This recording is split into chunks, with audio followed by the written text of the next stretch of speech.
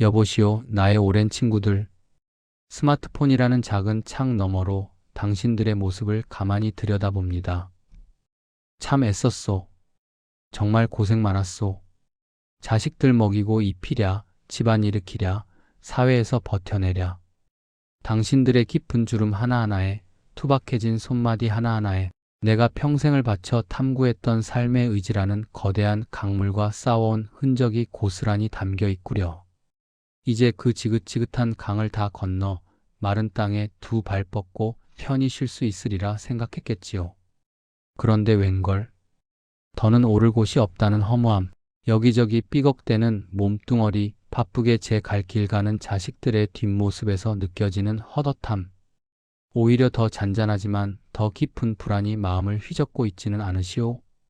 괜찮소. 당연한 겁니다. 당신들은 인생의 전반전 내내 의지라는 보이지 않는 주인에게 속아 살아왔기 때문이요. 남들이 좋다는 것을 나의 목표로 착각하고 세상이 정해놓은 성공을 향해 내달리느라 정작 나를 돌볼 겨를이 없었지요. 하지만 보시오.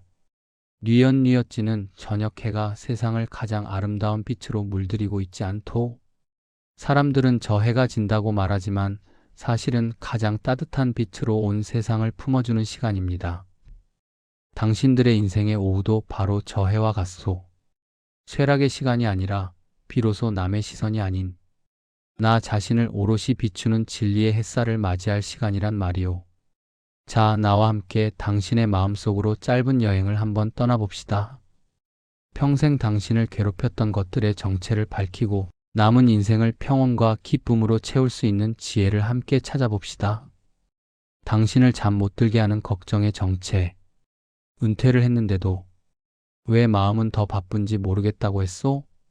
자식들에게 손 벌리지 않으려면 아껴야 한다는 압박감, 혹여 큰 병이라도 들면 어쩌나 하는 두려움, 결혼한 자식, 아직 자리 못 잡은 자식, 끊이지 않는 걱정들. 바로 그놈입니다. 당신들 마음속 깊은 곳에 도사리고 앉아 아직 부족해. 이대로는 안 돼. 라고 끊임없이 채찍질을 해대는 놈. 나는 그놈에게 의지라는 이름을 붙여주었지요. 이 의지라는 놈은 눈도 없고 귀도 없고 이성도 없음도 그저 살고자 하는, 존재하고자 하는 맹목적인 욕망 덩어리일 뿐입니다. 젊을 때는 성공해라, 돈 벌어라, 남들보다 높아져라 하고 당신을 들들 볶았을 테고 이제는 건강해야 한다.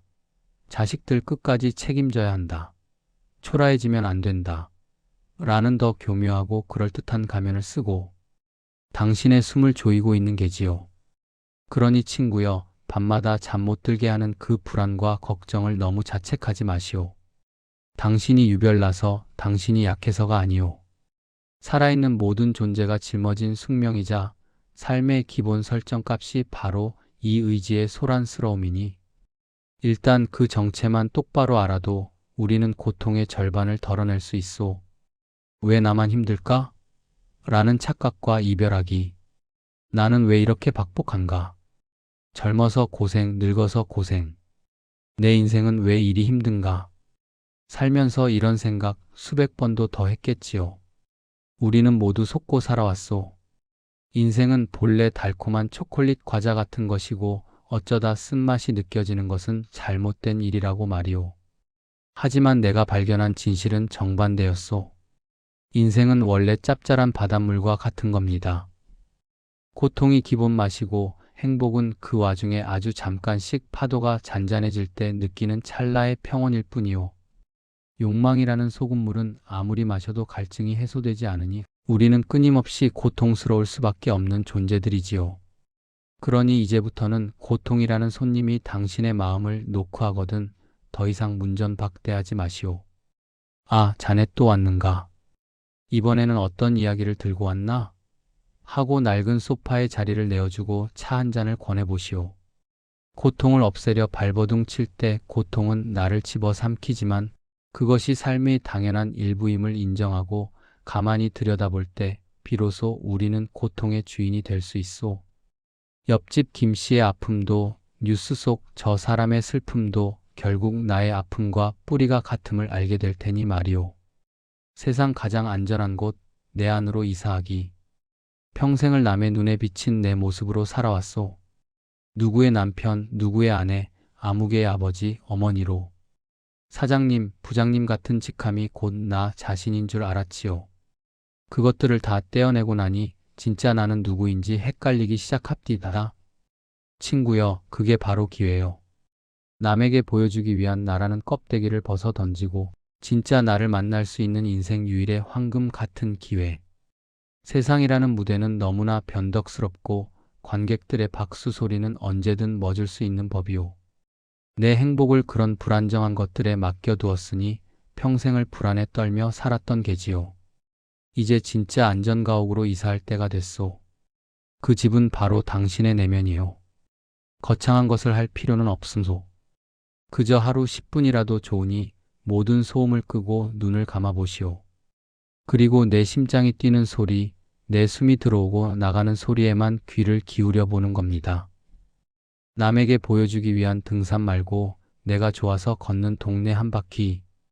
누군가에게 대접하기 위한 요리 말고 오직 내 입맛을 위한 소박한 한 끼. 인생의 후반전은 무엇을 가졌는가를 증명하는 시간이 아니라 나는 어떤 사람인가를 스스로 느끼고 음미하는 시간입니다. 이 고요하고 평화로운 내면의 집을 짓는데 성공한다면 바깥 세상에 어떤 폭풍우가 몰아쳐도 당신은 더 이상 흔들리지 않을 것이요. 외로움이라는 감옥에서 탈출하는 법. 자식들도 다 제 살기 바빠 연락은 뜸해지고 평생의 동반자라 믿었던 배우자와는 할 말도 하고 싶은 말도 점점 사라져 갑니다. 가슴에 찬바람이 숭숭 들어오는 듯한 이 외로움. 이것만큼 사람을 병들게 하는 것도 없지요. 하지만 친구여, 그 외로움은 어디서 오는 걸까요? 바로 나라는 작은 섬에 스스로를 가두기 때문이요. 나만 외롭고 내 신세만 처량하고 아무도 나를 알아주지 않는다는 생각. 그 이기적인 생각의 감옥에 갇혀 스스로를 고문하고 있는 것이. 그 감옥에서 탈출할 수 있는 열쇠가 있소. 바로 연민입니다. 나의 고통에만 집중하던 시선을 들어 타인의 고통을 바라보는 것이요. 시장에서 무거운 짐을 들고 가는 저 할머니의 굽은 허리에서 만원 버스에 지친 몸을 싣고 꾸벅꾸벅 조는 저 젊은이의 어깨에서 나와 똑같은 삶의 무게와 고통을 발견해 보시오. 너와 내가 다르지 않음을 우리 모두가 이 고통의 바다를 함께 건너는 이름 모를 동지임을 깨닫는 순간 기적 같은 일이 일어납니다.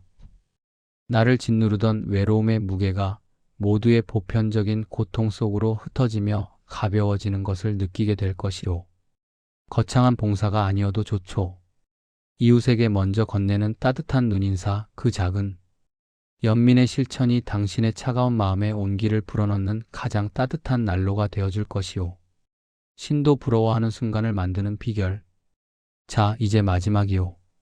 이 성가신 의지의 명령에서 완전히 벗어나 신들만이 누린다는 순수한 기쁨을 맛볼 수 있는 비법을 알려드리지.